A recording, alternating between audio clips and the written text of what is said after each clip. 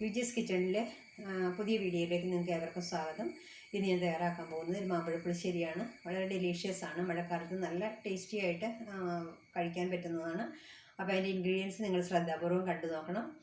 പിന്നെ എൻ്റെ വീഡിയോ ഒന്ന് സബ്സ്ക്രൈബ് ചെയ്തേക്കുക, നെക്സ്റ്റ് വീഡിയോയുടെ നോട്ടിഫിക്കേഷൻ ലഭിക്കുന്നതിനായിട്ട്. അപ്പോൾ നമുക്ക് സമയം വേസ്റ്റ് ചെയ്യാതെ അത് എന്തൊക്കെയാണ് അതിൻ്റെ ഇൻഗ്രീഡിയൻസ് നിങ്ങൾ കണ്ടു നോക്കുക. മാമ്പഴം ക്ലീൻ ആക്കി എടുത്തിട്ടുണ്ട്. ഇനി ഇതിൻ്റെ തോല് മാറ്റിയെടുക്കണം. ആവശ്യത്തിനുള്ള മാമ്പഴം ഞാൻ തോല് മാറ്റിയെടുക്കുകയാണ്. ഇനി ഒരു മൺചട്ടിയിലാണ് തയ്യാറാക്കുന്നത്. മൺചട്ടിയിലേക്ക് ഇത് ഓരോന്നോരോന്ന് സെപ്പറേറ്റ് ആയിട്ട് എടുത്ത് വെച്ച് കൊടുക്കണം.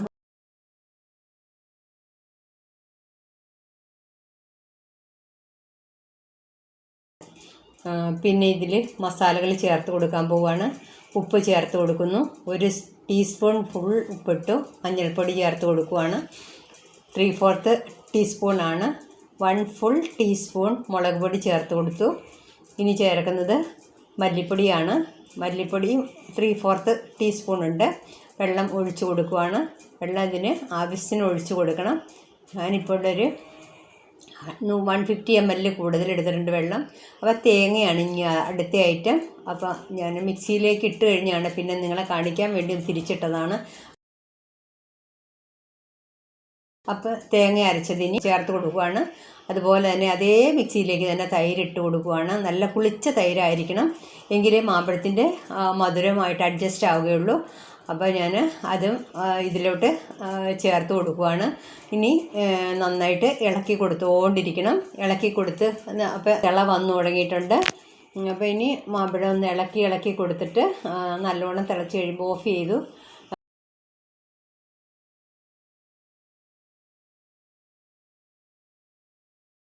മസാല റെഡിയാക്കാനായിട്ട് എണ്ണ ഒഴിച്ചു കൊടുത്തു.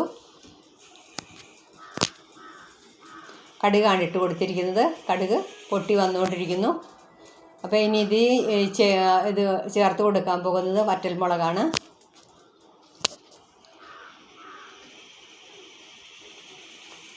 ഇഞ്ചി അരിഞ്ഞത് ചേർത്ത് കൊടുക്കാം. ഇഞ്ചി ഞാൻ കാണിച്ചു തരുന്നതിന് വേണ്ടിയിട്ടാണ് കൈകൊണ്ടെടുത്തത്. ഇഞ്ചി കഴിഞ്ഞിട്ട് ഇനി അടുത്തത് ഇടാൻ പോണത് വെളുത്തുള്ളിയാണ്. വെളുത്തുള്ളി കുറച്ചേ എടുത്തിട്ടുള്ളൂ. അത്രയും വെളുത്തുള്ളി മതിയാകും. 8-10 ചെറിയ അല്ലി എടുത്താൽ മതി. പിന്നെ ചേർത്ത് കൊടുക്കേണ്ടത് ഒരു പച്ചമുളകാണ്. അതും ചേർത്ത് കൊടുക്കാം. ഉള്ളി അരിഞ്ഞത് ചേർത്ത് കൊടുക്കുകയാണ്.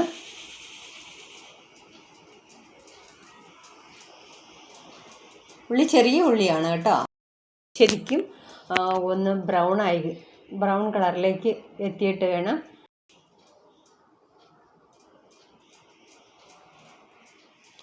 കറിവേപ്പിലയാണ്.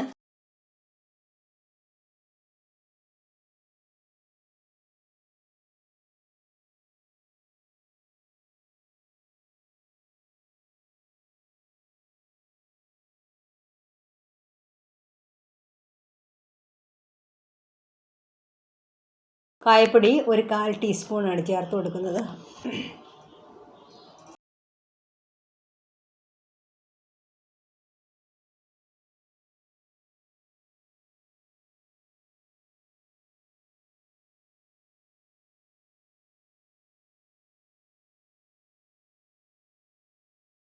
ഉലുവയും ജീരകവും കൂടി പൊടിച്ചതാണ്.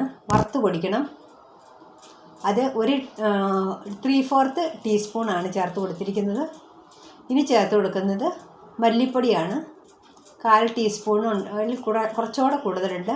മഞ്ഞൾപ്പൊടി ചേർത്ത് കൊടുക്കാം. ഈ വറവലിൻ്റെ അകത്തിട്ട് മസാലകൾ വറക്കുമ്പോൾ നല്ല മാമ്പഴക്കറിക്ക് നല്ല കളറ് കിട്ടാൻ വേണ്ടിയിട്ടാണ് ഈ മസാലകൾ ഞാൻ വറക്കുന്നത്.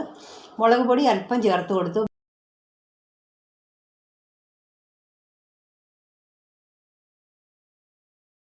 ഈ വറവൽ ഇട്ട് കൊടുക്കാം. ഈ വറവലിൻ്റെ അകത്തൊരു ചെറിയതായിട്ട് നിങ്ങൾ കാണുന്നത് ഓപ്ഷനിലാണ്. ഞാൻ കുറച്ച് അതിലൊരു ന്യൂ ഐറ്റം ചേർത്തിട്ടുണ്ട്. ന്യൂ അല്ല, ഞാൻ ചേർക്കാറുള്ളതാണ്. അത് ഒന്നുമല്ല, അരിയാണ്, നമ്മുടെ പുഴുക്കലരി. അതൊന്ന് വറുത്തെടുക്കണം. നല്ല ഒരു ഗോൾഡൻ കളർ വരെ നമ്മളിതിനെ ആകുന്നത് വരെ ഇളക്കി കൊടുത്ത് അത് ഇങ്ങ് പൊട്ടി വരണം. ഇത് മാമ്പഴ പുളിശ്ശേരിക്കൊക്കെ അതിൽ കടുക് കിടക്കും പോലെ തന്നെ ഒരു ഭംഗിക്ക് കിടക്കാൻ വേണ്ടിയിട്ടാണ്. അപ്പോൾ ഇത് ഞാൻ വറുത്തെടുത്തത് ഇതാ കറിയിലേക്ക് ചേർത്ത് കൊടുത്തിട്ടുണ്ട്. അപ്പോൾ ഇത് ഓപ്ഷനിലായതുകൊണ്ട് ഇതിൻ്റെ വീഡിയോ ഞാൻ ആദ്യം കാണിച്ചില്ലെന്ന് മാത്രമേ ഉള്ളൂ.